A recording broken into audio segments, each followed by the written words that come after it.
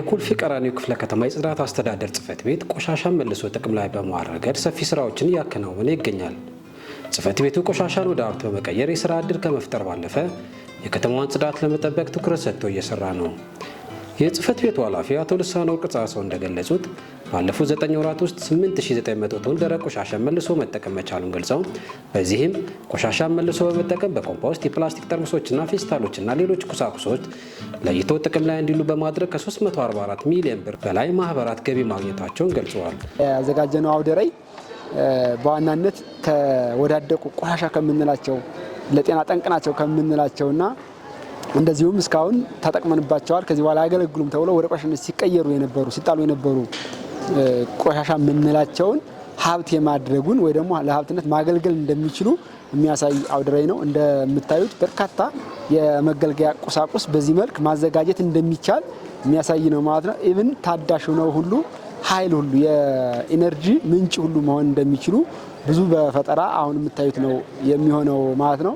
ስለዚህ በተለይ በመልሶ መጠቀም እና በኮምፖስት ይሄ ከቆሻሻ በምናገኘው ሀብት ማለት ነው በርካታ ሰዎች ኑሯቸውን እየገፉ ያሉበት ሁኔታ አለ። በተጨማሪም ሀብት እያመነጨንበት ነው ያለነው ማለት ነው። ለአብነት በዚህ ዓመት ከ8900 በላይ ቶን ቆሻሻ ወደ መልሶ መጠቀም ለአገልግሎት እንዲውል ማድረግ ተችሏል ማለት ነው። 8900 ቶን ቆሻሻ ማለት ነው። ይሄ ወደ ገንዘብነት ሲቀይሩት በዚህ ዓመት ይሄ ማለት እንግዲህ እስካሁን ባለው በ9 ወር በሀብትነት ካገኘነው ውስጥ ከ344 ሚሊዮን ብር በላይ እነዚህ በዚህ ዘርፍ የተደራጁ ማህበራት ብር ወይ ደግሞ ሀብት ማግኘት የቻሉበት ነው ማለት ነው። እንደ አጠቃላይ በዋናነት የዛሬው ኤግዚቢሽን ወይ ደግሞ ባዛር ይሄ አውደ ርዕይ የምንለው ሀብት መሆን ቆሻሻ በአግባቡ የምናሰርጽበት የምናስረዳበት በአካል የሚታይበት ማሳያ ነው ማለት ነው። እዚህ ይዘን የተገኘናቸው ነገሮች ከመልሶ መጠቀምና ወደ ማድረግ ቆሻሻ ተብለው ህዝቡ ከሚያስወግዳቸው ከተቋማት ሊሆን ይችላል ከመኖሪያ ቤት ከሚወገዱ ነገራቶች ላይ ሊጠቅሙ የሚችሉ ለጌጣጌጥነት ሊሆን ይችላል ለገቢ ማስገኛ ሊሆን ይችላል ለሌሎችም ለተለያዩ ነገሮች ሊውሉ የሚችሉ ከሃይላንድ ሊሆን ይችላል ከጀረኪና ከወረቀት ከተለያዩ ነገሮች ማለት ነው ዌስት ከተባሉ ነገሮች የሚጠቅሙና ልክ እንደነዚህ ውበት ሊሰጡ የሚችሉ ነገሮችን እንደ አውደ ርዕይ ማሳያ ነው ዘንድ እዚህ የተገኘ ነው ማለት ነው። ታንበት እንትኑ ዋናው ዓላማ እንዳያችሁት ጽንሰ ሐሳቡ ቆሻሻ ሀብት እንደሆነ አሴት እንደሆነ ከዚህ በላይ ያው አቅም የፈቀደውን እኛ ቢሮአችን ነው የምናዘጋጃቸው እነዚህ የምታያቸው በሙሉ ባለሙያዎችንም በሙሉ አስተባብረን የሰራናቸው ናቸው ማለት ነው።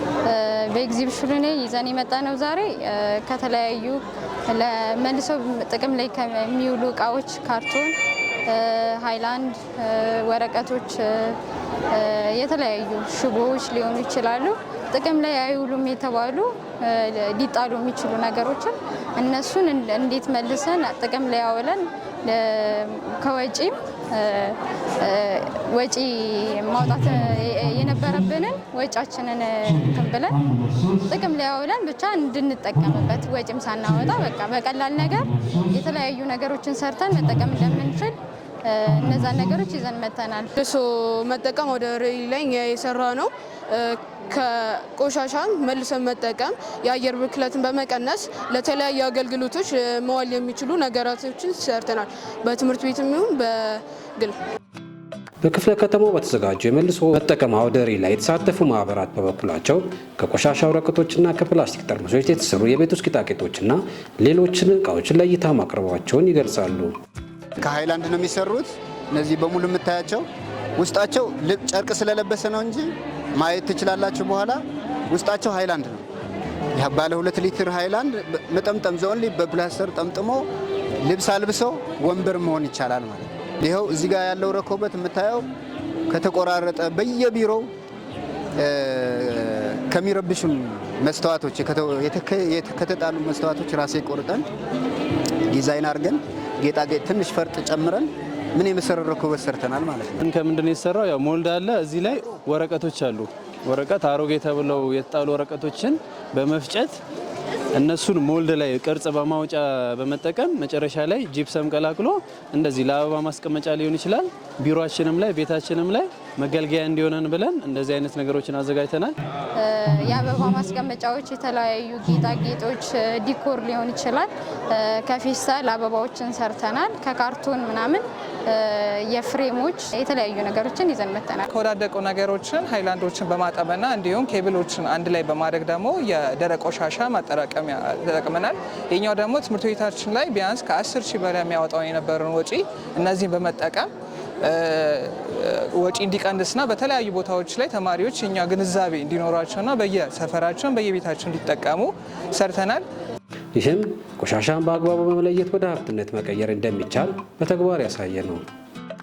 አውደ ርዕይ ትልቁ ዓላማችን ያው እንደሚታወቀው የጽዳት አስተዳደር በዋናነት ከሚሰራው ውስጥ የከተማዋን ጽዳት መጠበቅ ነው። የከተማዋን ጽዳት ሲጠብቅ በተለይ ቆሻሻን የምንይዝበት መንገድና የምናስወግድበት መንገድ ላይ በሰፊው ነው እየተሰራ ያለው። ከዚህ አንጻር ቆሻሻ ሀብት መሆኑን በአግባቡ ተረድቶ ከምንጩ የመቀነስና ይሄ የምናጓጉዘው የምናስወግደው የምንለውን ነገር እንድንቀንስ ነው በዋናነት እየሰራን ያለ ነው። ሀብትነቱን ስንረዳና ጥቅም ላይ መዋል ስንችል የከተማዋን ውበትም ጽዳትን መጠበቅ እንችላለን የሚለውን ነው።